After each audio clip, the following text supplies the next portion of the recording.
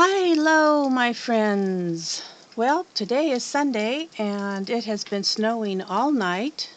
Still snowing. It'll be snowing until 1 o'clock this afternoon. Just wanted to show you all of the snow we're getting. We had very, very strong winds last night.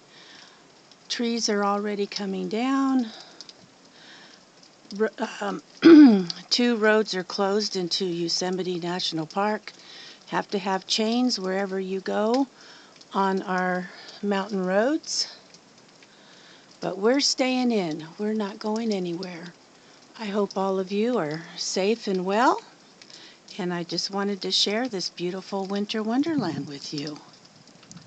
It is pretty, but we just hope no trees come down over here by us. No one gets hurt. Alrighty. I'll talk to you later. Bye-bye.